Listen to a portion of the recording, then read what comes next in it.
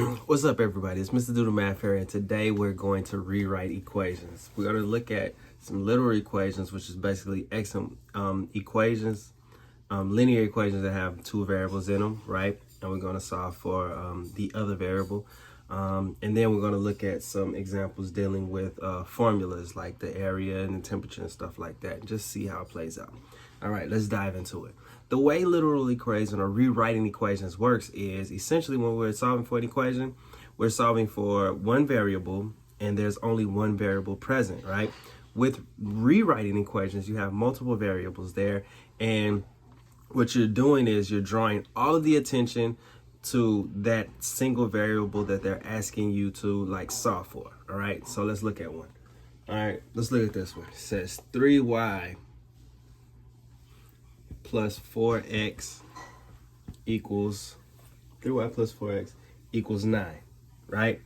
And if the directions say solve for y, right, what you got to do is get y by itself. Step one of getting y by itself is to first move this term. So we will subtract 4x from both sides, right? So 4x is no longer there, and we have here 3y equals 9 minus 4x. We can't do anything with the 9 and the 4x because they're not like terms, so you just rewrite them as they are, right? The next step, again, we're trying to get y by itself. We're solving for y. This is 3y, which means 3 times y. So we have to do the inverse of 3 times y, which would be to divide. So we divide everything on this side, on the left side of the equal sign, by everything on the right side of the equal sign, like so, right? Then we simplify. So then we'll have y equals 9 over 3, right, minus 4x over 3. I separated this because we can simplify this 9 over 3, right? We can simplify 9 over 3 to be y equals 3 minus 4x over 3, right? And now we've rewritten this original equation in terms of y. So y equals 3 minus 4x over 3, right? Let's look at another example, right? What if, let's look at this. Maybe if I stand it up. Yeah, standing up might work cool. Nah, let's keep it horizontal. All right, let's look at this one. Yeah, y equals 3x plus 5xz. And they want to solve for x. They want to solve for x. All right. All right. So check this out. Check this out. All right. You got how many variables here? You got 1, 2, and 3. You have 3 variables here. You got 3 variables here. This is going to get interesting. All right. So the first thing you want to do is, like I said, in this case, we got to see what we got to get rid of. Right. So in this particular point, let me make sure I wrote that down right. Yep, I wrote it down right. Let's do it. All right. We got to get rid of some things. We got to isolate some things. Since there's an x in both of these terms, right, we can take or factor an x out. So we're going to pull an x out of here. So then we're going to have y equals x times the quantity of 3 plus 5z. All right. Basically, in factoring out this x, we've undone distributive property, because essentially this is an x has been distributed through both of these, right?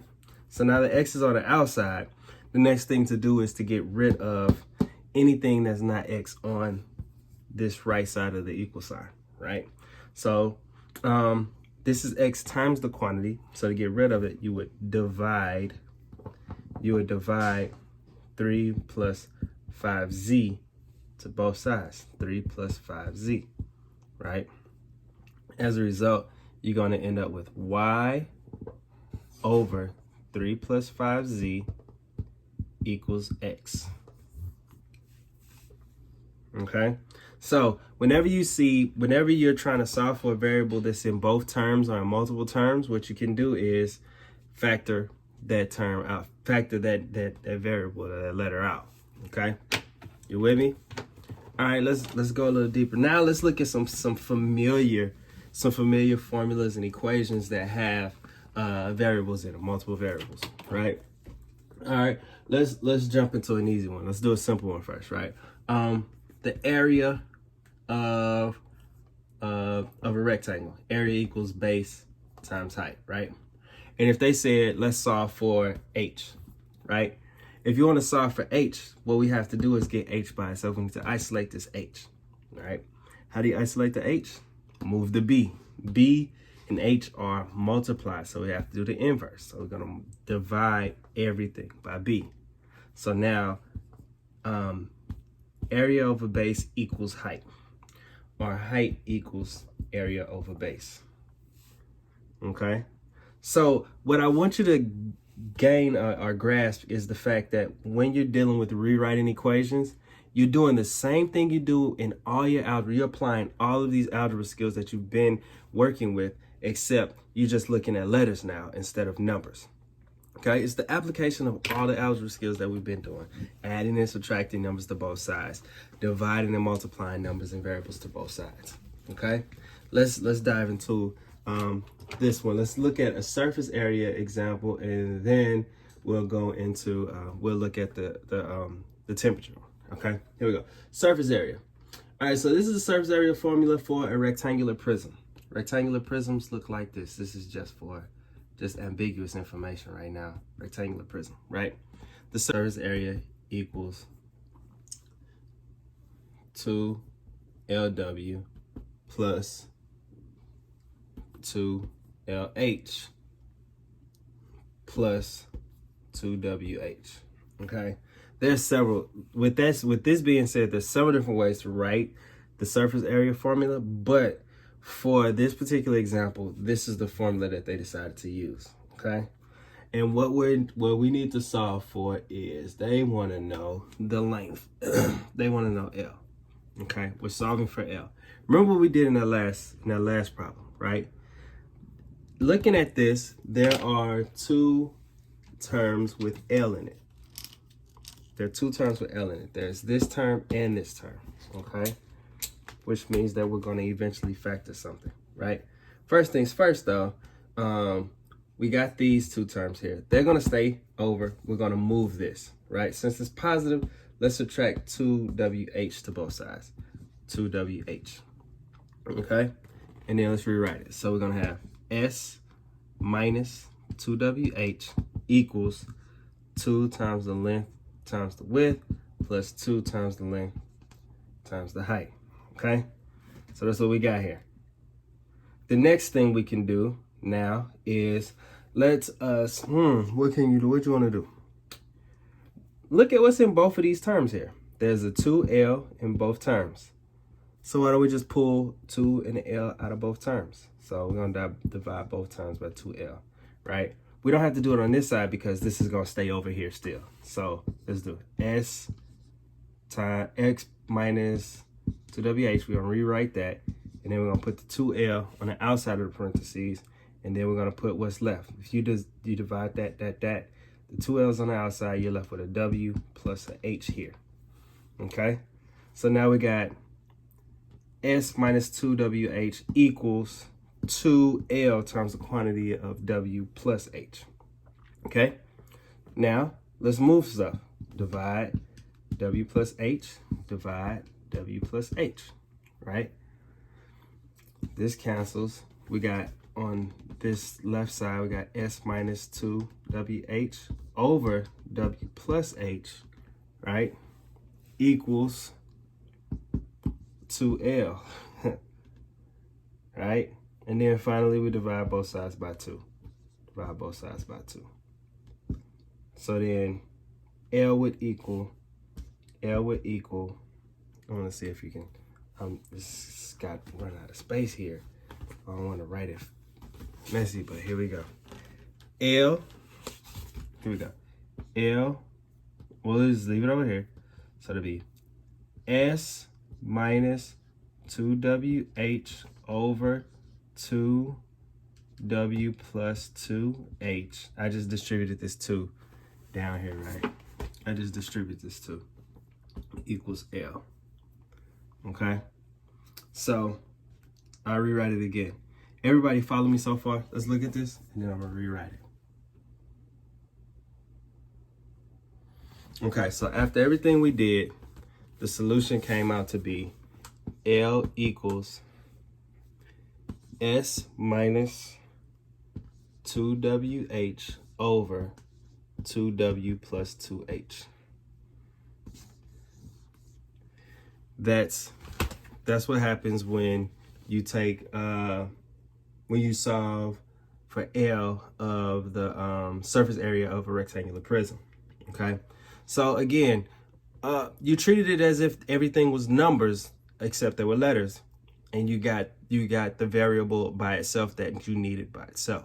Okay, now let's look at temperature, and then I'm gonna let you go. Let's look at temperature and I'll let you go.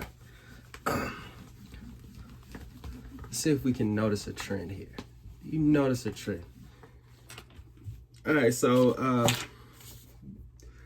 we did this in high school or in classes before we even realized. We did this in like middle school, elementary school, before we even realized what we were doing. When you were changing a degree from Fahrenheit to Celsius, right? When you did that, you were doing the same thing that we're doing right now with rewriting equations. So the formula for Celsius is C equals 5/9 times the quantity of F minus 32, right? That's the formula, right? If they said solve for Fahrenheit, solve for F, what would you do? Okay, first things first, we want to start moving things away from the F. And the one thing we can move first is this fraction here, 5/9. However, when you move this 5/9 to the left side of the equal sign, you gotta flip it. So you gotta undo, right? So it's gonna be 9/5. So it's gonna be, you multiply 9/5 to both sides. First thing, right? So then there's no longer this. So you got 9/5 Celsius equals F minus 32. Okay. Then from here, again, we're solving for what? F. So we need to get rid of this 32. So if it's negative here, it's going to be positive when we move it. So we're going to plus 32 to both sides. Bop. And these aren't like terms. So we rewrite it. 9/5C plus 32 equals F. Bam. There we go. We've rewritten this equation. Okay. Essentially, that's what you're doing. That is all that you're doing. You're just moving variables around so that the variable that they're asking you to solve for is by itself. When you move it around, you're either going to multiply, divide, add, or subtract. The same thing we've been doing whenever you solve in the first place. Okay. So I hope you've gained a better understanding of how to rewrite equations. If you need any more help, comment below. And don't forget to like and subscribe. Mr. Do the Math out.